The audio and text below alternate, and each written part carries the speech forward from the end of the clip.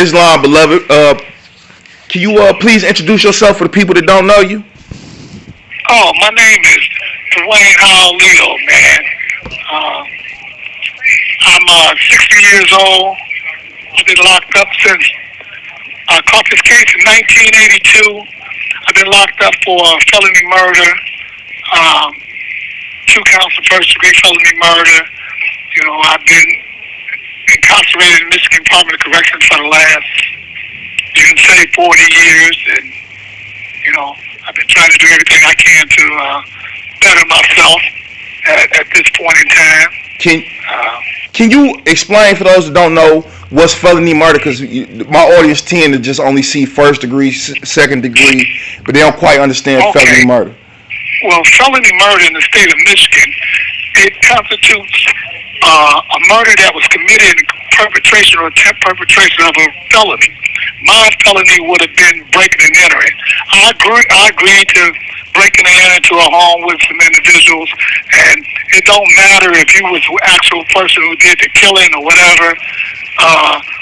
Everyone is responsible for just a felony being involved in it. So Michigan is one who adopted this rule from Pennsylvania, and they never changed it. They never changed it. So everyone involved, whether you were the getaway driver or whatever, everyone was just as guilty as being part of the crime. Even though I actually had left the actual crime before anything took place as far as homicide, and my co-defendant, who actually committed the crime, he was acquitted for one of the crimes at trial, so that crime is considered to be still hanging over his head, so he never could come and actually tell the truth without giving himself. He was acquitted at one trial, because we had separate trials, but he never could come and actually tell the truth about what happened, because, he'd be giving himself a life bid. So, it's like the sword of justice was hanging there because of the way Recorder's Court did things. And how old were you at the time? I was 20 years old. Oh wow! So you were pretty young. So yeah. What was the premises? Why did you take it to trial? Well, I took it to trial because I actually hadn't killed anyone. And you charging me with murder of 2 people. Well, one of the individuals, the murders itself is not like heinous murder. So I can't say it's not like heinous, but an individual was tied up and he swallowed his tongue and suffocated and died. Another individual had a bad heart and he lived like 12 days later after the incident and died. So it's not like a gunshot shooting and killing or stabbing. It's not that kind of murder. It's like something that you couldn't do again if you wanted to plan it. My crime could never be just planned to get carried out the way it was. It's not something that you can plan and premeditate. Nothing. It's like an individual was tied up and he suffocated and died. His wife was, nothing was done to her, but she had a bad heart and she went to the hospital for observation. Later on, 12, 13 days later, she died of heart failure, and that was another murder, just because they say stress-induced. It was like a stress-induced murder. So there was no intent head in there. Is that safe to say? Oh, there's no specific intent. Even the courts of appeals say there's no specific intent to kill or hunt, but they still use felony murder under pre-airing instructions. I don't know if it's a case that was ruled on back in the 80s, airing that they said malice must play a part, but malice was never showed as far as premeditation, deliberation, forethought, or the willful want act disregard the natural tendencies was for me to cause death. So that was never showed, but I was convicted for both counts and sentenced to 10 to 15 for breaking and entering, because I did enter the home. I never denied that. All I denied that I never participated in the actual murder. And if 2 individuals didn't know that I never participated, but like I say, the sword of justice is hanging over his head because he was never able to come forth and tell the truth. Even now, if he came forth and told the truth, there's a chance that he will be charged with the murder that he actually will be basically confessing to. So it's like a catch-22. So when you went to trial and you received your conviction, what was the feelings? Did you ever feel like, I got a chance of getting out again, or did you ever lose hope, or just was you just at rock bottom?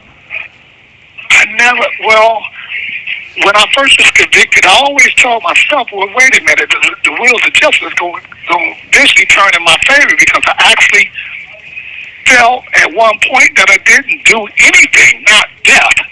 I didn't actually kill anyone. So as the years went on and I started losing family members, and I wound up recently last year catching corona and real bad and almost dying, and lost my mother through corona. And so a lot of things that happened throughout the years of being in prison, man, being incarcerated in Michigan Department of Corrections. But I still tried to hold my sanity as much as possible. I finished school. I already had my school, and I trained dogs for Paws for Dogs. I trained like 10, 12 dogs for the elderly and this, that, and other.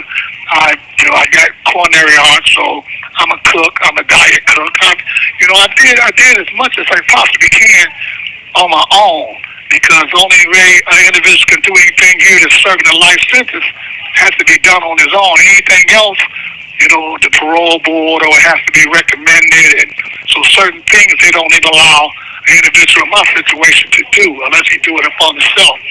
So I took some home studies, I took some home courses and stuff like that, and tried to stay as far away from the madness as you possibly can at these days and times, man. It's hard to explain it. Yeah, you did a lot. It seemed like you kept yourself busy and took the road to improvement. Oh, yes, sir. But let me ask you this. Yes, sir. You seem very versed in law, man, like you just been studying. Does felony murder have a statute? Well, the statute for felony murder here is really never a statute, but it was enacted with 753.16 first degree murder statute. But they actually know that it never was an actual statute for it, but they added it on to existing statute of first degree premeditated murder. They added it on to that statute, and they used like A and B, which allows Michigan to just say, okay, we charge you with a statute that's non-existent, but if you go to look it up, it never would be there. Wow. That's... Yes. Are they looking to changing that, or what? Or has it been any word on it changing? And also, what could we do to press the issue? Yeah, Michigan University has a study out with some students down there that's been trying to make a ruling that was made back in 1982, People versus Aaron, was trying to make it retroactive to individuals who came behind that for felony murder. Pennsylvania, which felony murder was adopted from the state of Michigan adopted it from Pennsylvania, they've changed that law 3 times. And now in Pennsylvania, felony murder is like a Class B felony, which will carry like 15 years. It's not a natural life sentence, death sentence, death by incarceration, if I want to say, for this crime. And there's a lot of things that's been going on. They have cases that's trying to move out now, like People versus Pool, where they're trying to raise the juvenile age or the adolescent age up to the mid-20s, and saying the brain development of this, that, and other. So it's a lot of science that's dealing with being able to make mature decisions and different things, and from moving it from 17 to like 21, maybe 23 like California. But that case is pending now and waiting to see the results on what Michigan is going to say about it. So, and this won't allow you to just walk out of prison. What it'll do is say, okay, we can't just say you cannot be rehabilitated. So the minimum sentence is like, I think it's 25 to 60 years, and then it's like the maximum is like 40 to 60 years. So it's a big number of time you would have to do. It's just saying, we're going to make it where you don't have to actually die in prison. So it's like it's a hope, it's a prayer. So Exactly. what a man has to look forward to at this point in time. Like I say, I started this. I was 20 years old. I'm 60 now. I'll be 61 in September, and I just would like to regain my freedom to become a productive member of society. When you're doing time such as this, you basically they review your files every 5 years. And they can say, well, like most of the time, we take no interest. So you can say, well, I haven't caught any tickets. I haven't did anything wrong. Will it make you take interest? So, and then they'll never tell you, just continue to do what you've been doing.